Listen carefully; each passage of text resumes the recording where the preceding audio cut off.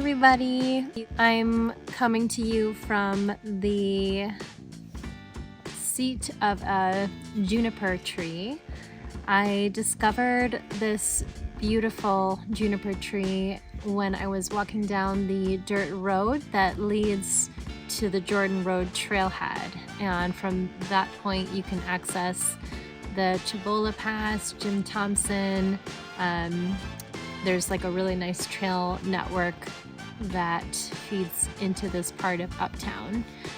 And I often come along this road to paint a lot of the views here, and I always walk past this tree.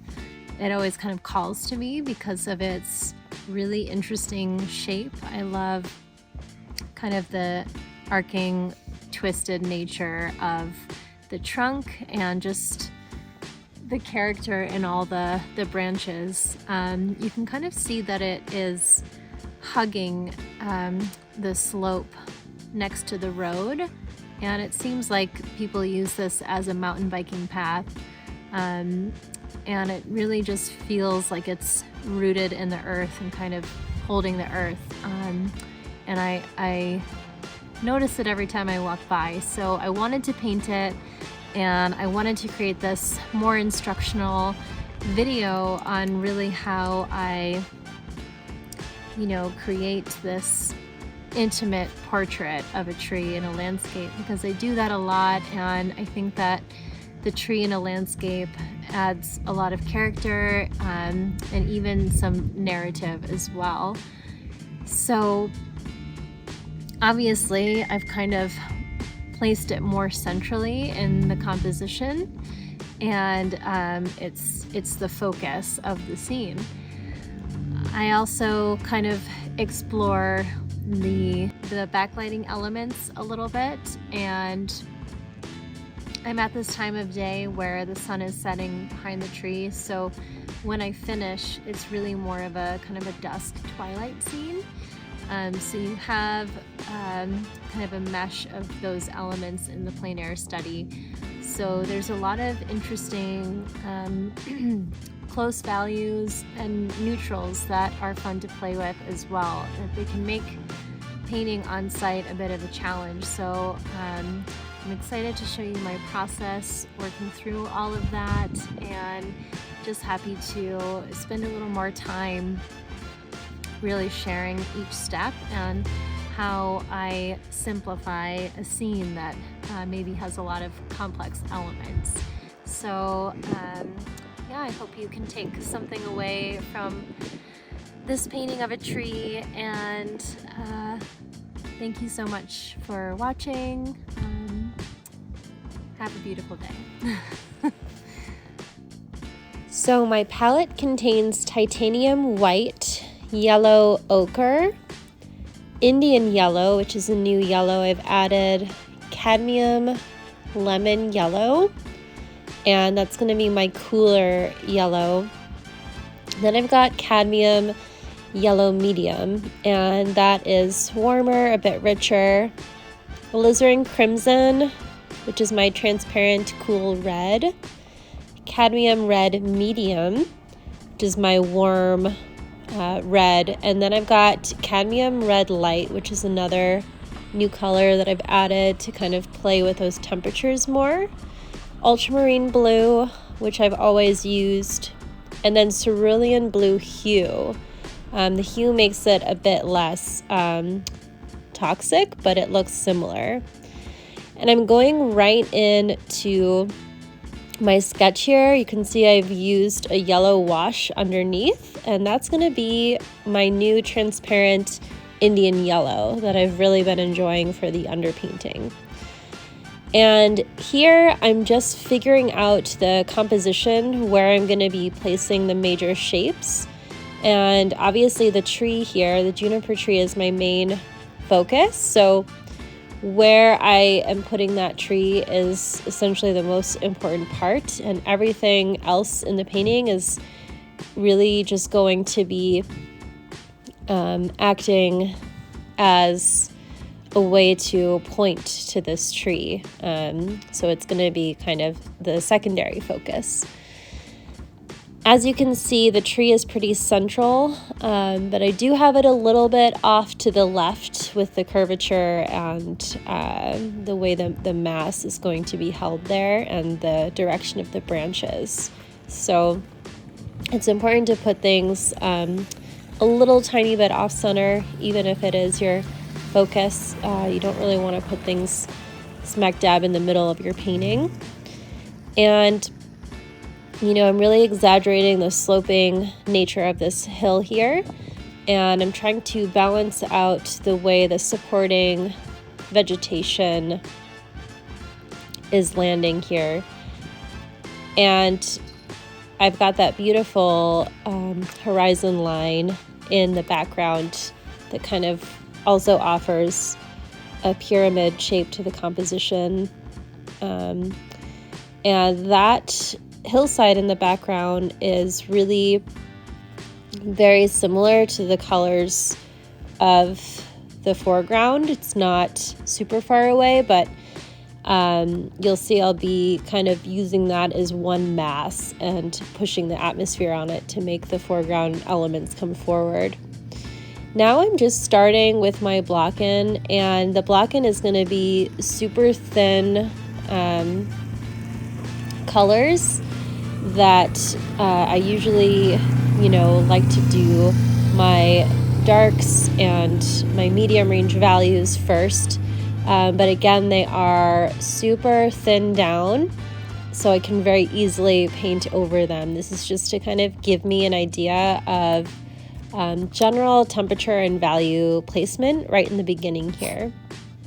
So what I'm doing is I'm kind of mixing like more of a grayish red. It's not full on out of the tube red for the ground. You can see there's a lot of kind of neutrals in this scene. The light isn't really hitting anything directly because it's behind, and a lot of it's actually in shadow as well. So there's not a whole lot of chroma here. And I'm making sure that this red earth has enough gray mixed into it.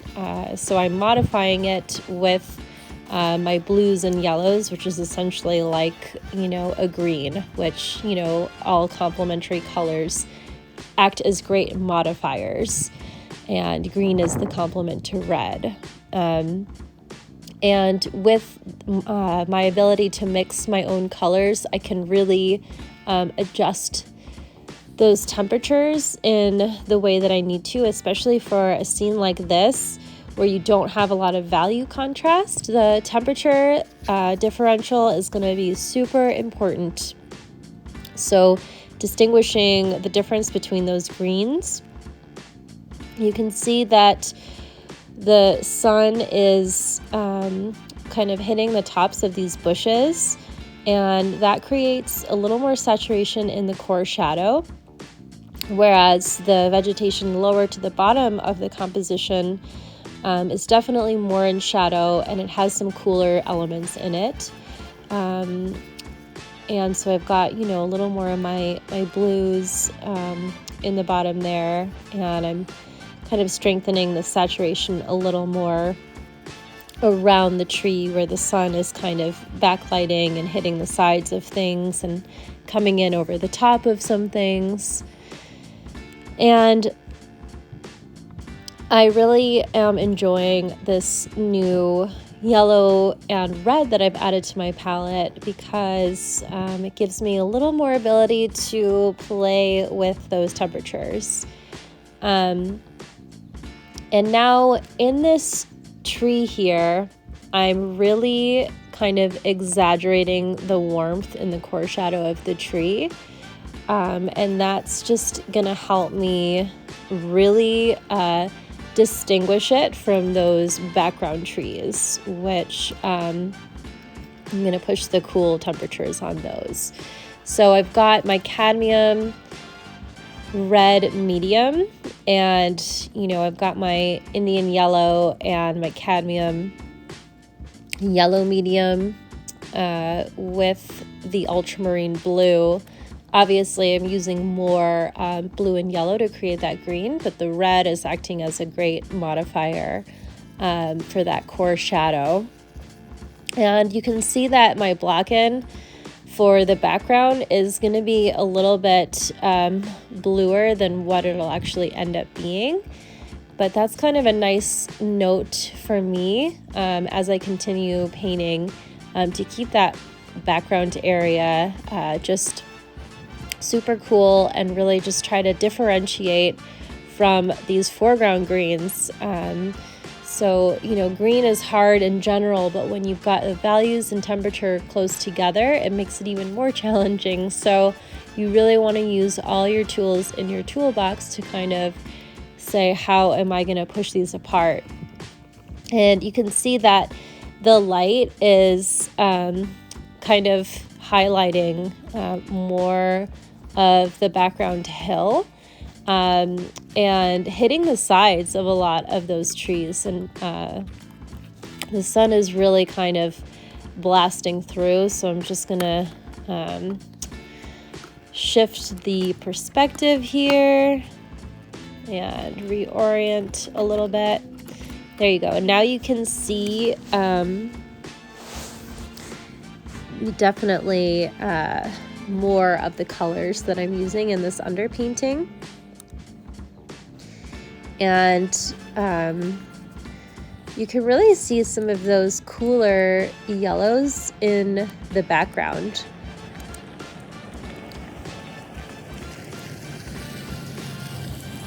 So now I'm gonna be going into the sky. So where that tree line meets the sky, I'm mixing a kind of a light, cooler, obviously more bluish green, and I'm just hitting the tops, like the tops of those trees, and I'm also bringing it down into that mass a little more to you know, just show myself that I can even lighten that background hillside even a little bit more, seeing it against the underpainting of the tree.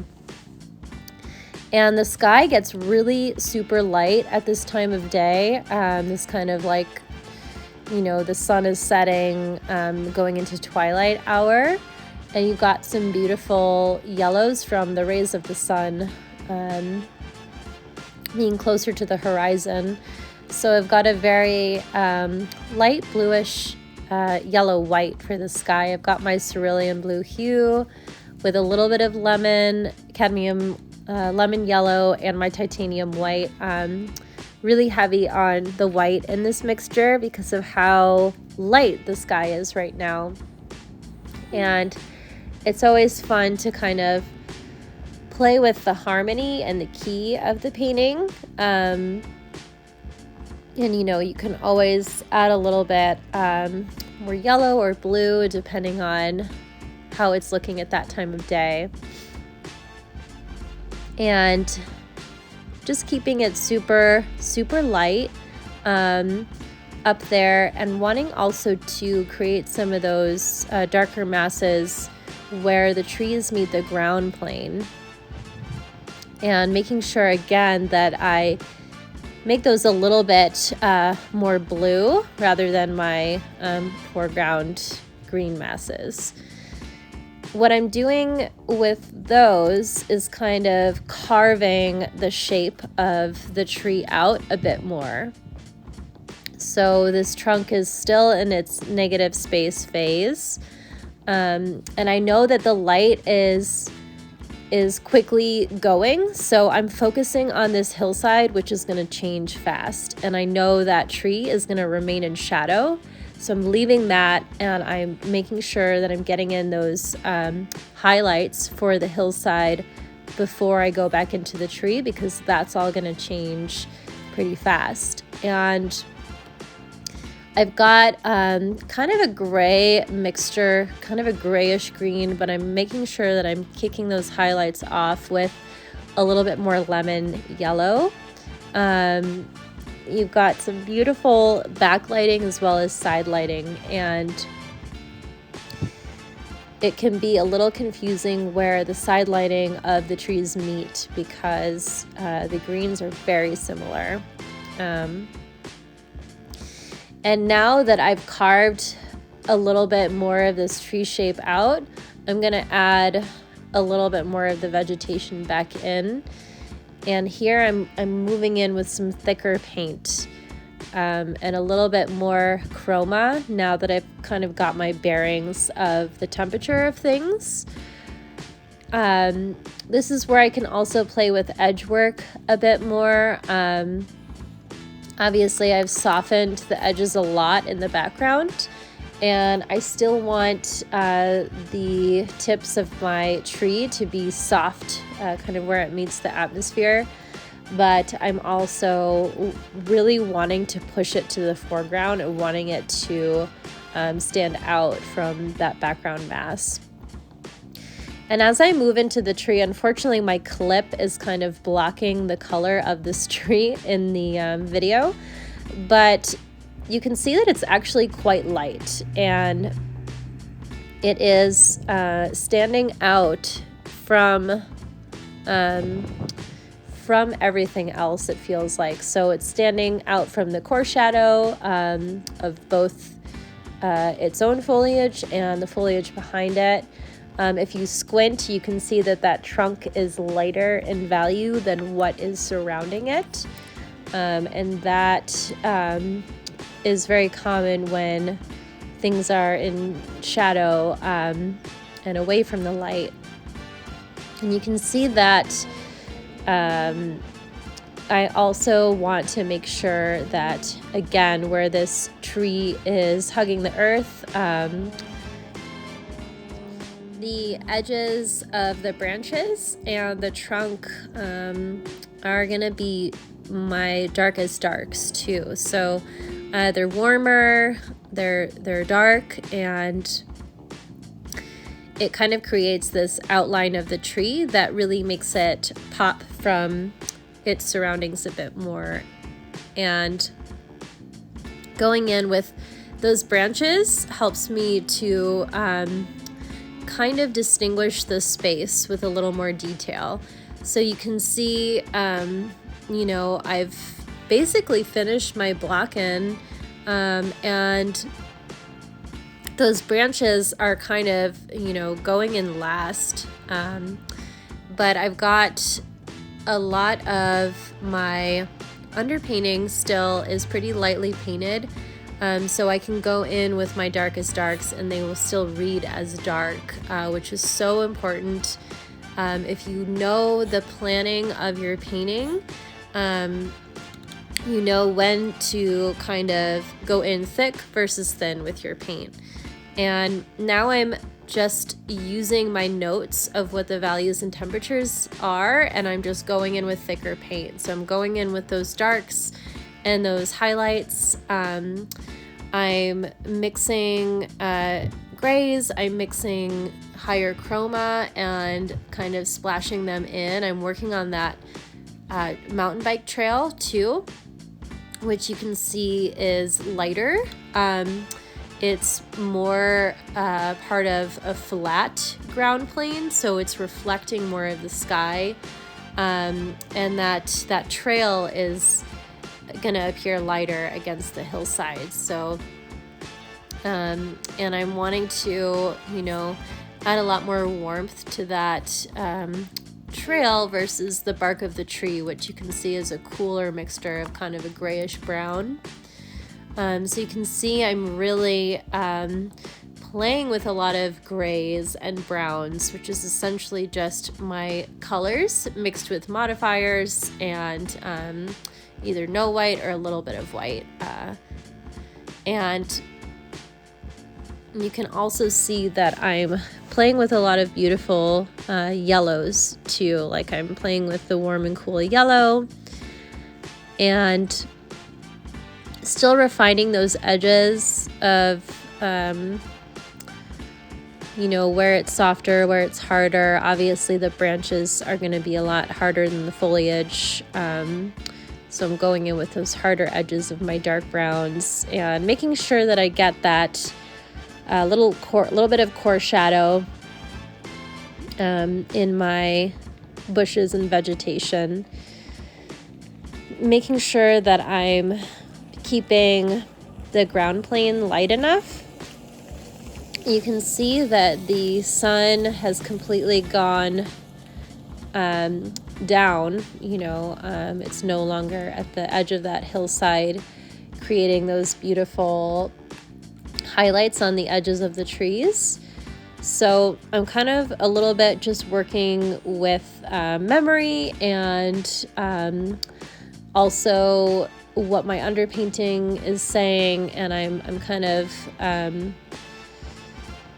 adding in some of that higher chroma that you get after that backlighting is kind of gone. So there is an element of painting what I'm seeing in this moment versus what I was seeing when I started. And I feel like all plein air has that element.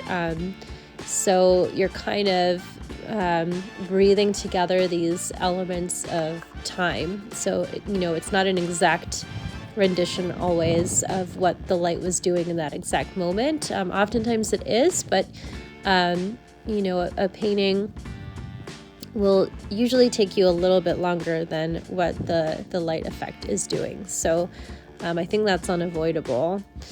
And I'm kind of wanting to lighten up this sky a little bit more too. And putting in some sky holes, punching those in, kind of fanning out the tips of the branches and the needles of the trees. This is where I can kind of play with edge work a bit more, where the sky meets the earth elements. And these are areas where I can now really add in those highlights. And just a little bit of that lighter gray on the tree trunk is making it pop a lot more, and some of those branches that are lighter. So I actually mixed my sky color into my tree bark color to get those really light lights. And that's pretty much all of the main elements here. And now I'm just going to be fine-tuning and refining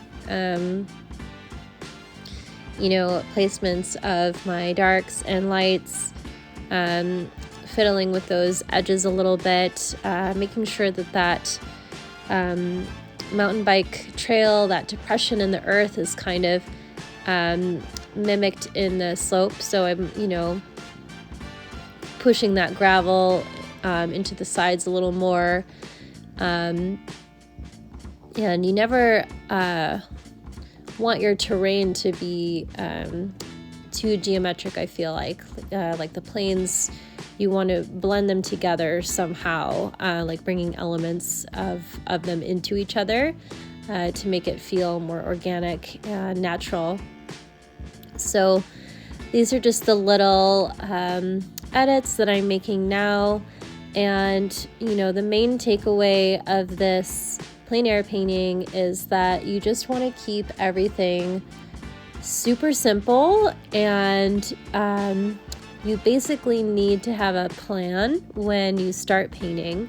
What is intriguing you about the scene? What do you like about the light? Because your underpainting is going to basically be your notes, the notes that you're taking for how the rest of this process is going to unfold.